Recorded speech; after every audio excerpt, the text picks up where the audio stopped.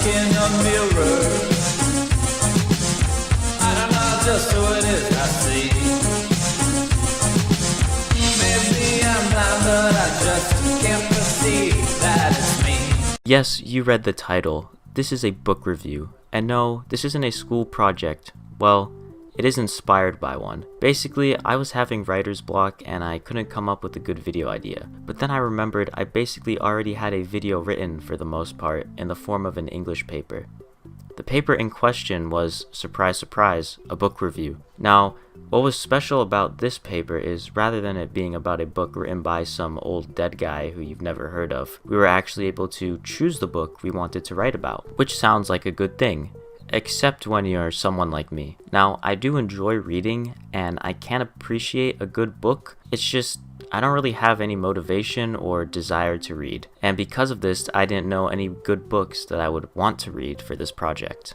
Luckily for me, my English teacher has bookcases full of books in her classroom, and lets students pick their books from them. So there I was, browsing a shelf, and a book caught my eye. The book was called Asylum, and based off the cover, it looks like a horror novel. Now, I've already talked about my feelings about the horror genre in another video, but I'm going to do it again here. The horror genre is one I'm very nostalgic for. I loved the Five Nights at Freddy's games as a kid, and I would watch shit like Don't Hug Me I'm Scared and Salad Fingers. Now, in addition to being nostalgic for the horror genre, I'm also very picky about horror, and one of the best forms of horror in my opinion, is books. You see, the biggest problem with horror is that it is subjective, and what is terrifying to someone might not even get a reaction out of somebody else. Books, for the most part, bypass this issue since there aren't actually any visuals, and it allows your imagination to create the most terrifying imagery that will scare you perfectly. So with all that said, I went into Asylum not really knowing what to expect, and,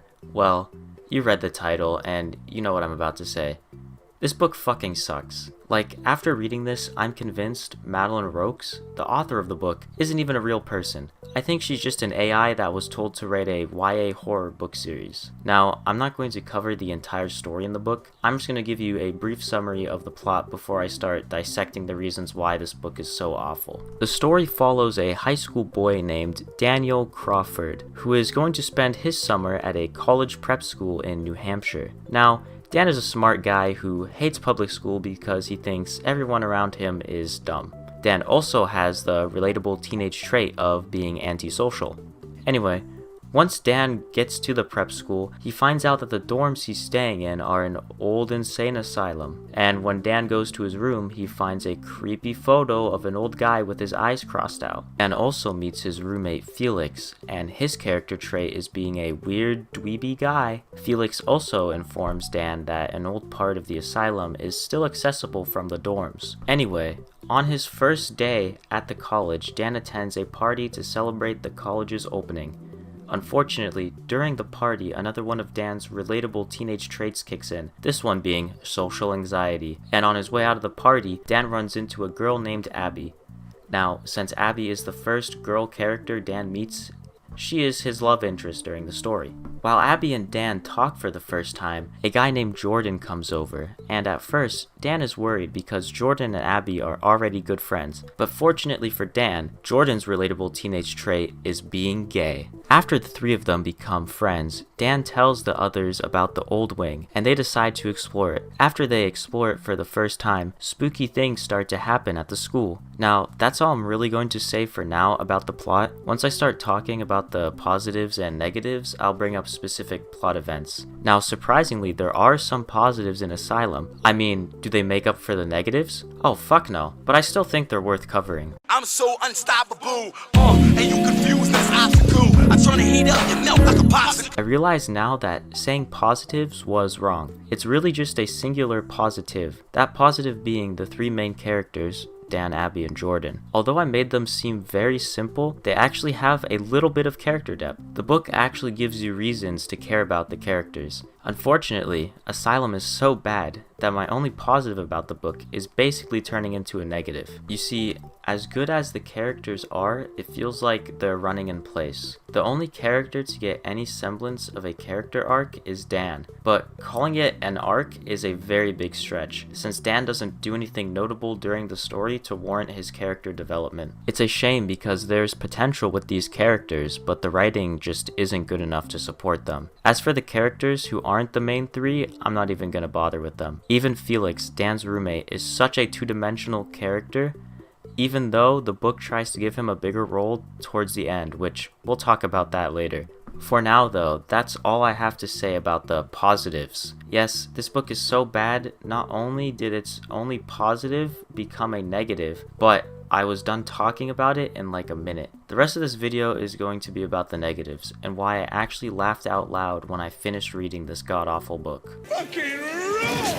Alright, so this book has a lot of problems, but the most prevalent one is its pacing. Within literally the first 3 pages, Dan is already aware of the Old Wing's existence and is already finding creepy things in his dorm. Then Dan, Abby, and Jordan all just magically become friends after just one interaction. After this quick start to the book, the pacing immediately slows down to attempt to flesh out Dan and his relationship with his newfound friends. Another thing about the pacing is, throughout the book, there are just random shifts in tone. Like, literally within the turn of a page, Dan's friends just start hating him for no reason. There was no build-up and it never gets explained again. This happens a lot during the book. Like, towards the latter half of the story, it is revealed that Dan has a memory loss condition. The issue with this revelation is that there's hardly any build-up to it, and most of that build-up happens on the same page that it's revealed on. Then, after we are told Dan has a memory loss condition,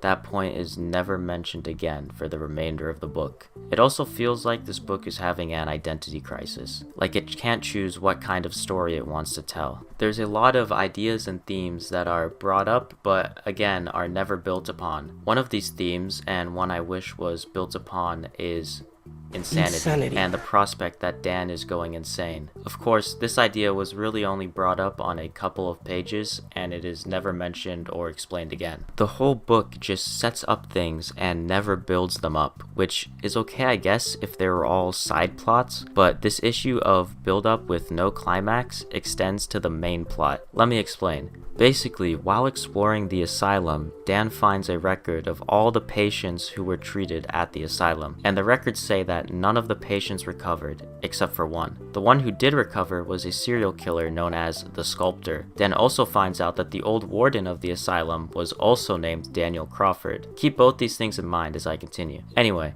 around the midpoint of the book, people at the college start getting murdered. Except the way these people are getting murdered is the same way the Sculptor's victims were. The identity of the murderer is kept secret from Dan and the reader. The issue with this is that all the suspects who could be the murderer were either killed off, or it was so painfully obvious they weren't the murderer. And originally, I thought they were just gonna pull some shit out of their ass and introduce a character that wasn't in the story before that point. Well, I was wrong, and what actually happens is somehow much worse.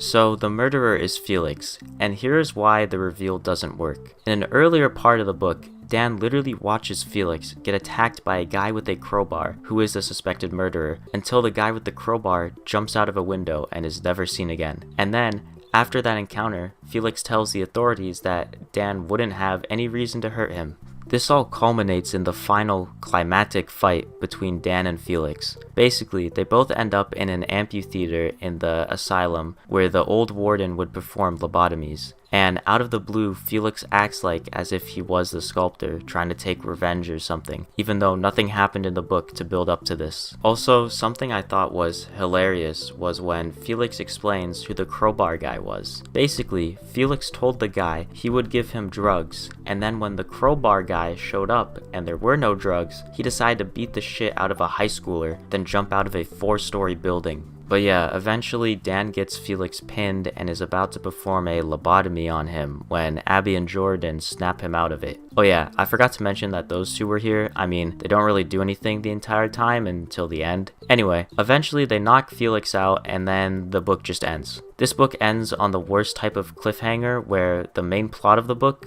doesn't get resolved, and if you want to understand what happens, you'll have to buy the sequel, which there are 2 of for some reason. Also, the only plot that actually gets resolved during the book is a side plot involving Abby, a side character. I got one last negative. This one is more of a personal nitpick, but this book really overhypes lobotomies and makes it seem like an actual operation instead of just a guy hammering ice picks into somebody's frontal lobe. Asylum is horrible. The book felt like the author was just writing down any idea that came to their mind. Honestly, I don't even think a masochist could find pleasure in reading this piece of shit book. The funny thing is, I was warned from the start about how bad the book was going to be because on the cover of the book, it literally says, "Prepare to be lost in Asylum." And boy, I was definitely lost. But that's all I got for today's video. My final rating of Madeline Ropes' Asylum is 2 failed lobotomies out of 10. Thanks for watching. If you're new around here, consider subscribing. It helps motivate me to make videos more frequently. Also, if you have any video suggestions, let me know in the comments. See ya. Very serious mouth jazz. Fuck, you can't make me laugh.